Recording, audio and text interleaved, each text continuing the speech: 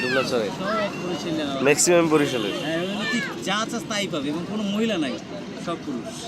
হ্যাঁ, দুবলাচরে মহিলা নাই তো, সব পুরুষ। ওই যে শুটকি দেয়তে বানায়, সব পুরুষ, কোনো মহিলা পাবে না। কারণ মহিলা দিলেই সমস্যা, মহিলা দিলেই বাসা বাড়ি বানাই দেবো।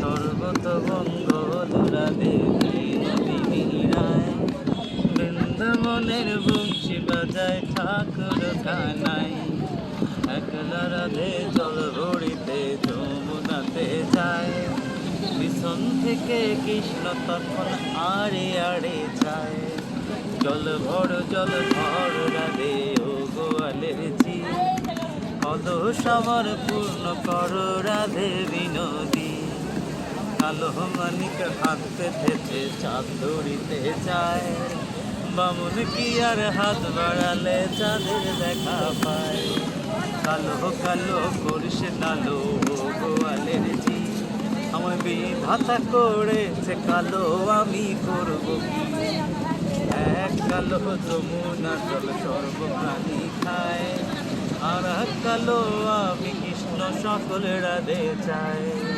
এই কথা শুনিয়া কানাই বাঁশি হাতে নিল, সর্প হয়ে কালোবাসী রাধেকে দংশিল, ডান পায়ে দংশিল রাধের বাম পায়ে ধরিল, মোল্লাম মোল্লাম করে রাধে জমিনে পড়িল, মরবে না রাধে মন্ত্র ভালো জানি, তুই এক ফোঁটা ঝাড়া দিয়া বিষ করিব পানি, এমন অঙ্গের বিষ যে ঝাড়িতে পারে, সোনার এই যৌবন খানি দান করিব তারে। এই কথা শুনিয়া কানাই বিষ ঝাড়িয়া দিল, ধীরে জুড়ে রাত তখন গৃহবাসে গেল, গৃহবাসে গিয়ে রাধে আর বিছায় চুল, কদম তলায় থাইকা কানাই ফিক্কা মারে ফুল, বিয়া নাকি করো কানাই বিয়া নাকি করো, পরের রমণী দেখে জ্বালায় জ্বলে মরো, বিয়া তো করিব রাধে বিয়া তো করিব, তোমার মতো সুন্দর রাধে কোথায় গেলে পাবো, অন্তরে আমার ভিতর ভাই, অন্তরে অন্তরে আছো তুমি হৃদয় জুড়ে, আমার ভিতর ভাই, অন্তরে অন্তরে আছো তুমি হৃদয় জুড়ে, বসে রাখে যেমন ছিল কলসের আবরণে মুক্তর সুর, তেমনি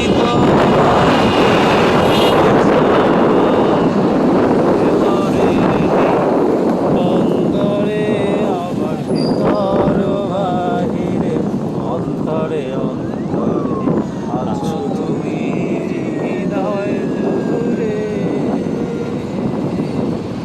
ভালো আছি ভালো থেকো, আকাশের ঠিকানায় চিঠি লিখো, ভালো আছি ভালো থেকো, আকাশের ঠিকানায় চিঠি লিখো।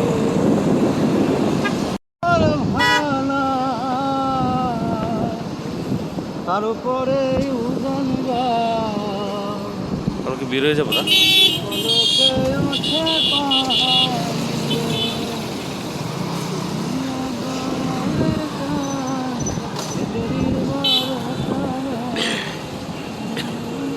মন মজাইয়া রে দিল মজাইয়ার মুর্শিদ নিজে দেশে যা, আমার মন মজাইয়া রে দিল মজাইয়া মুর্শিদ নিজে দেশে যায়, মুর্শিদ একে আমার ভাঙানা, তার উপরে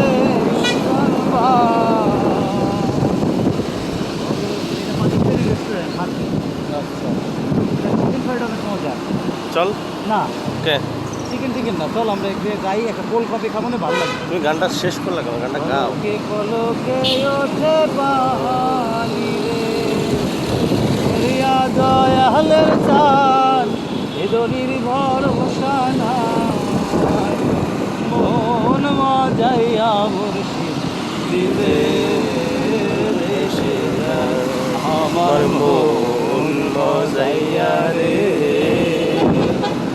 দিল মজাইয়া মুর্শিদ নিজে দেশে যায়,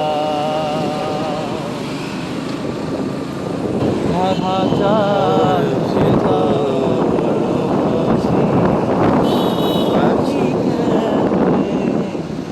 আসে যায়,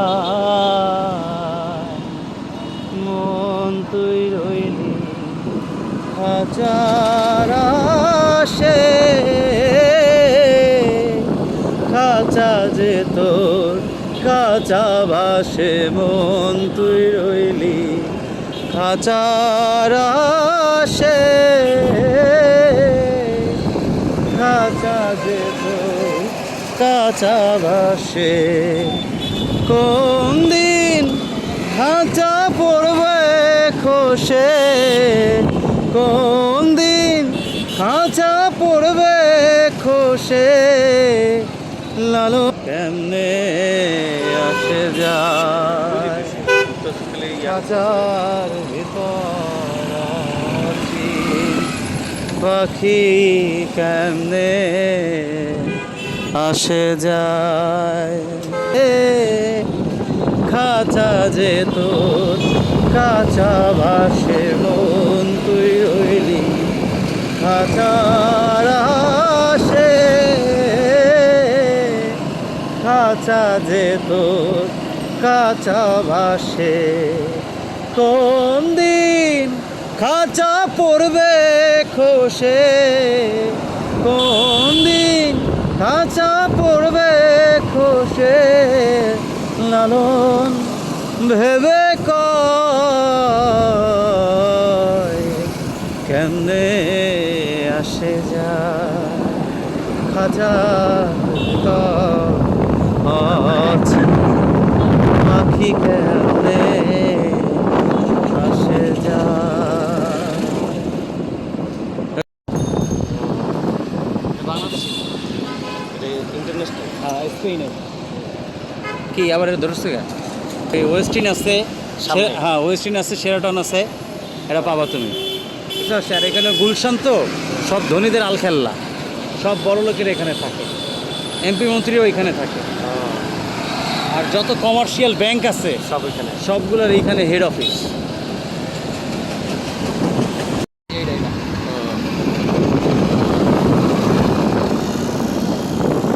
আচ্ছা, তোমার তুমি তো একজন টিচার, হ্যাঁ, তোমার কাছে কি মনে হয়, মানে টিচিং প্রফেশনটা ভালো নাকি জব প্রফেশনটা ভালো?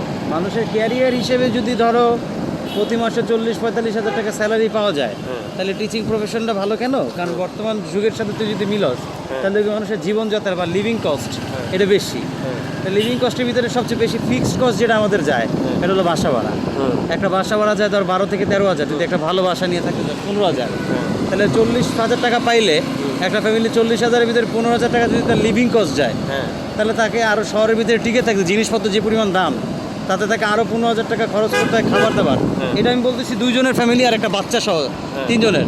বাট বাচ্চা যদি বড় হয় তাহলে মিনিমাম 45,000 টাকা দরকার হয়, তাতে করে ফিক্সড 15,000 টাকা বাসা ভাড়া কষ্ট হইলো, 15,000 টাকা খাইতে গেল, ছেলে মেয়ের স্কুলের ফি ধরো, স্কুল কোচিং টিউশন ফি না আরও 5,000 গেলে 10,000 টাকা সেভিং থাকে, কারণ ভবিষ্যৎ তো অনিশ্চিত, কখন একটা রোগ শোক হয়। মধ্যবিত্ত বা মিডল ক্লাস যারা আছে বা দরিদ্র শ্রেণী মানুষ, তাদের জন্য কিন্তু অনেক টাফ হয়। এই জন্য একটা টিচারের ন্যূনতম বেতন সব মিলে 45,000 বা 40,000 টাকা না পাইলে টিকতে পারে না। আবার তোমার কি মনে হয় না যারা আসলে মনে করো যে এই অ্যামাউন্টটা আর্ন করতে পারে না, তারা আসলে মানে টিচিং প্রফেশনটা থেকে দূরে চলে যেতেছে, যার কারণে বর্তমান সময়ে বাচ্চারা না। মানে ভালো টিচার, ভালো গাইডলাইন পাইতেছে না? এই যারা আর্ন করতে পারে না এটা বলবো না, যদি আবার এরকম আর্ন করে মানে দূরে সরে যাচ্ছে অবশ্যই, এটা টিচিং প্রফেশনে আসতে চায় না। হ্যাঁ অনেকে যারা আসে তারা দেয়ালে পিঠ ঠেকে যায় তাই আসে। হ্যাঁ আবার অনেকে চিন্তা করে যে স্বামী একটু শিক্ষিত আছে, আবার বউ ধরো শিক্ষিত আছে, হ্যাঁ। বউ ধরো মাসে কোনো একটা জায়গায় জব করে 15-20 হাজার টাকা পায়, হ্যাঁ। স্বামী দেখলো যে এখানে 15-20 হাজার পাই, বাট আমি এখানে যে সাবজেক্টটা পড়াই সেটার সাথে আমি টিউশন করাইতে পারি, হ্যাঁ। বা দেখা যায় টিউশন করে আরও 20-25 হাজার কামায় অনেকে। হুম। আবার যদি সাবজেক্ট ধরো যেমন ইংলিশ আর ইংলিশ ম্যাথ বা সায়েন্সের সাবজেক্টগুলো যদি হয়, তাহলে দেখা যায় একটা স্কুল বা কলেজের টিচার 15-20 হাজার টাকা বেতন পাইলেও সে চাকরিটা করতে চায়। কেন চায়? কারণ সে প্রাইভেট পড়ায় আরও বেশি কামায়, হ্যাঁ। প্রাইভেট পড়ায় থেকে দেখা যায় আরও 50-60 হাজার টাকা কামায়। এদিক থেকে আবার তারা নিজেদেরকে আবার ওইভাবে মেনটেন করে নেয়। আর ম্যাক্সিমামে এখানে আসতে চায় না, সবাই চায় সরকারি জব। এর পিছনে কারণ আছে, সরকারি জবে তো দেখা যায় কোনো জবাব দিতে নাই, এই নাই সেই নাই। সরকারি জব ক্লাসে মানে জব করতে গেলে যে এদিক টাকা ওদিক টাকা, এই টাকা সেই টাকা, মানে ইনকাম সোর্স আছেই, বন্ধ হয় না। দ্যাট ইজ ওয়াই মানুষ এখন ওদিকে যেতে চায়। দেখা যায় 16 গ্রেড 17 গ্রেডের জব, 20 গ্রেডের জবও তারা মানুষ করতে চায়। তো এটা দেখো তোমার বললেন যে আমরা এখন যেখানে আসছি সেটা হোটেল ওয়েস্টিন। এটা হোটেল হোটেল ওয়েস্টিন এটা একটা ইন্টারন্যাশনাল ব্র্যান্ড, বুঝতে পারছো? বাংলাদেশে এটা হোটেল ওয়েস্টিন, এটা একটা ইন্টারন্যাশনাল ব্র্যান্ড। সামনে আবার একটা লোকাল হোটেল আছে সেজাদ প্যালেস।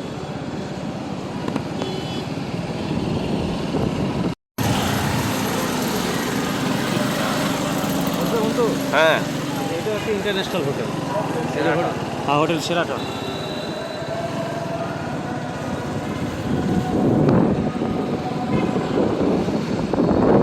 বিল্ডিংগুলো দেখছো কেমন? হ্যাঁ দারুণ দারুণ। আগুন লাগছিল কোনটাতে জানি মামা? এটাতে না? হ্যাঁ এই বিল্ডিংয়ে আগুন লাগছিল। এখানে তো এই ছাউনি দিয়ে রাখছে যেন, যে ভাঙা গ্লাসগুলো যেন না আসে।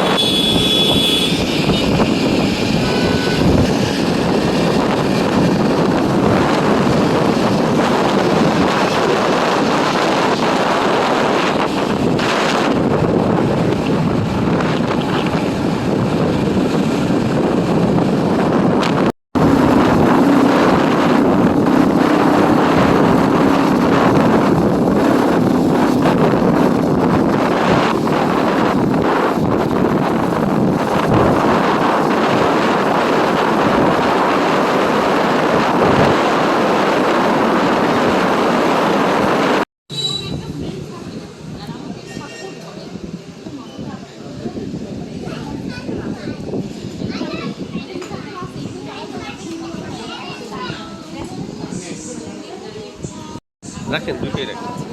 পরেই দিতে